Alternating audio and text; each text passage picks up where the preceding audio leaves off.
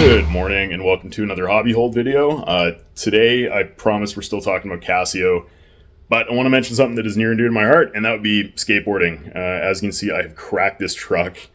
It's not because I'm a good skateboarder, but I think one of the things that comes with being a skateboarder in general is just falling a lot. And when you fall a lot, you generally wreck the things that you're wearing.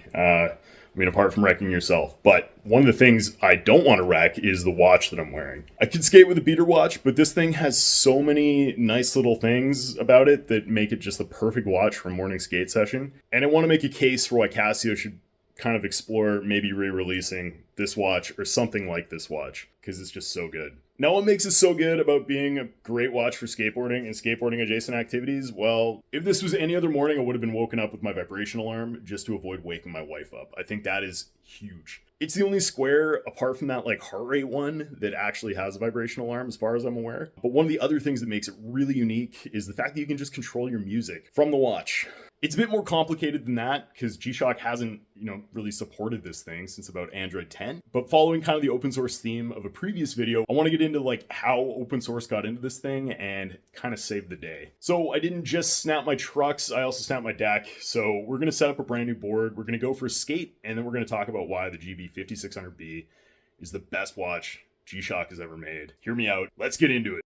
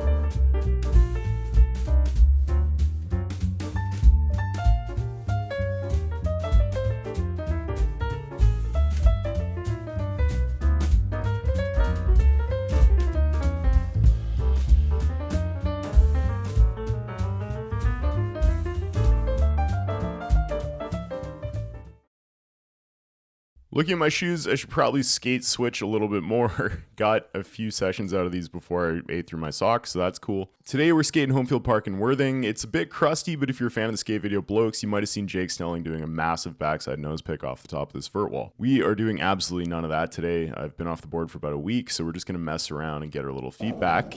It was Good Friday, and I don't know why I didn't expect the park to be absolutely rammed with children at 8:30 in the morning, but I spent most of the day dodging them. Not that there was really much to get clips of, but it felt weird filming, so this is pretty much all we've got. Probably enough about skateboarding. Let's get back to why I think this is the best G-Shock square Casio has ever made. I'm a city dweller with a desk job, so I wear G-Shock mostly because I'm a clumsy guy. My watch collection is the equivalent of a guy who collects bumper cars because they aren't good at driving. So yeah, I love a good beater watch. My F91W isn't something I care tremendously about because it's only $15. The G-Shock is obviously a bit nicer and more feature-packed, but if it gets a little too beat up, I can just replace the skin for pretty much what the F91W costs. It's probably the biggest thing that drew me into G-Shock squares in the first place. I got really excited about this specific watch after I stumbled on some dev notes on an open sourced app called GadgetBridge. I'll get back to that in a minute, but the support that this app has added for this watch on Android has basically taken it from something that's useless to another watch I'd argue is probably the best value for money if you're looking for a G-Shock square with a bunch of convenient features and phone connectivity.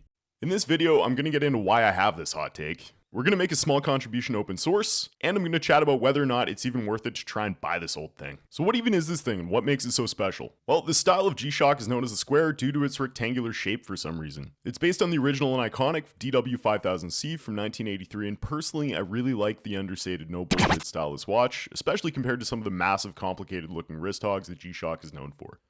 For my 8-inch wrists, this thing is pretty much the perfect size for me. First off, this particular model is not exactly new or modern. It's from around 2013 when the Pope began his career that JD Vance allegedly ended. Being as old as it has support for Bluetooth features that G-Shock's newer watches haven't even touched since.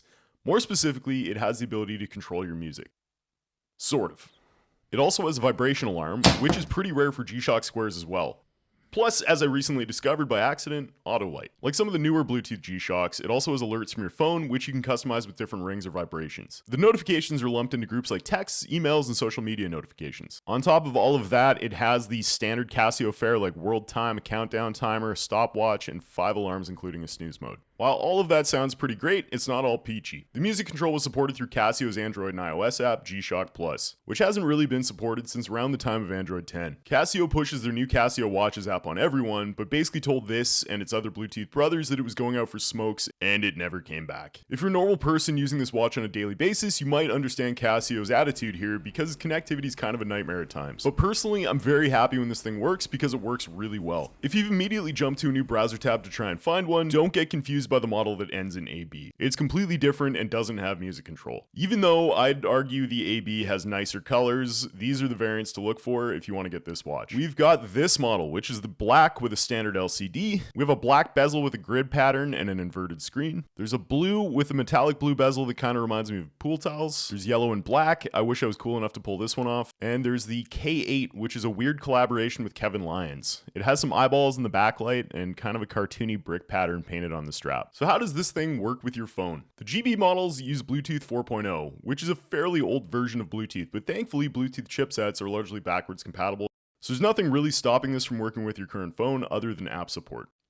The app itself runs in the background, and special inputs from your watch are communicated to the app, which then decides what to do, like skip that annoying song that just came on. Similarly, if the app has permission to access notifications, it can communicate those back to the watch as well. Now, I mentioned open source a while back. This is where things are going to get a little nerdy, but stick with me because I think this is kind of cool. Because Casio decided to be a deadbeat dad, contributors to GadgetBridge swooped in like a bunch of cool stepdads. GadgetBridge rules. It's an open source project with contributors constantly adding more support for wearables to break the wear out of those proprietary ecosystems. This guy right here added support for this specific watch and its other similar modules. Like I said, I wear this thing constantly when I'm out skateboarding. I keep my headphones in my ears, I keep my phone in my pocket, and I make the best of my mornings while the park is empty and my job isn't calling me. The music control in this watch was a big seller for me, but I poked around the source code a little bit and I noticed it might be possible to do a little bit more with the 2 buttons on this watch to make it more useful to control my music. Let's dive into the source code. Again, hear me out because I think this is pretty cool and I'll try and break it down in an understandable way. So support was added for the GB-5600B, which shares a lot of similarity with this watch, the GB-5600B, and the STB-1000. All 3 are supported by the same class here. So I was poking through the source code and I noticed this. Here we can get the value of the action sent by the watch and do a little bit more with it. I felt my GB-5600B was missing volume control and it only has 2 buttons, so there wasn't really much else to do other than add functionality to potentially a double press. As a proof of concept, I tried adding a double press of play pause to increase volume, and what do you know, it worked. So I polished it off a little bit by waiting for a second press of that same button in a 1500 millisecond time span. If it doesn't receive anything, it'll fire that single press action. Why 1500 milliseconds? Well, this is kind of the sweet spot that I found just kind of messing with the watch. So now if you want to increase or decrease your volume, this little bit of code decides what to do. In this case, it'll control the volume if you keep mashing either the play pause button or the next button.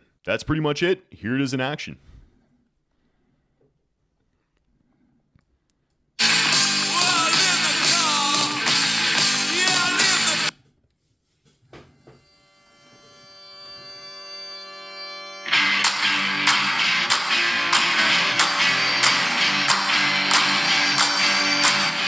Now there's a small caveat.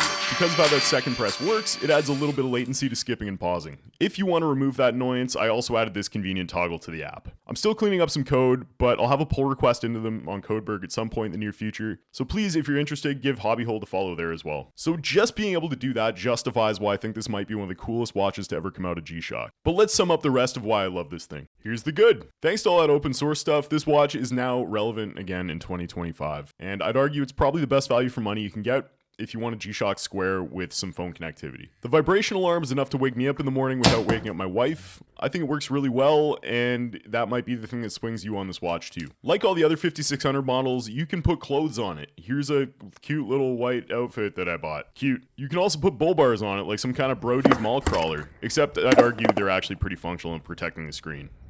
Here's me being an idiot. The watch is tough. It's 200 meters water resistant, although after replacing the battery and that old gasket, your mileage might vary. Here's the bad. Battery life. Based on the things I've read, this might last about 2 years if I'm lucky, probably less if I'm connecting to it as often as I am. If you look really closely, you can see the backlight twitching from the power draw when Bluetooth is enabled. With Bluetooth drawing as much power as it is, it's still pretty limited and the connection's actually kind of horrible and unreliable at times. That wouldn't be an issue if reconnecting to it was smooth, but sometimes that isn't either. Range is also a concern as it disconnects if I leave my phone at my desk and I wander 25 feet away to the bathroom. There's also zero official support from Casio, and I don't know if there ever will be. Now, if you're still considering whether or not you should buy this thing, here are a couple other things to consider. So you might be interested if you're this far in the video, but should you really buy this thing? The answer is a lot easier if you're an iPhone user with a relatively new phone. No. Currently, there is no support in the iPhone side of things, so sadly that's probably a deal breaker. If you're looking for a square already and the ones in the market don't quite do everything you want, maybe this makes a strong case for picking up a used watch. Are you a programmer who wants to have a little bit of fun with some open source and mess around with some stuff?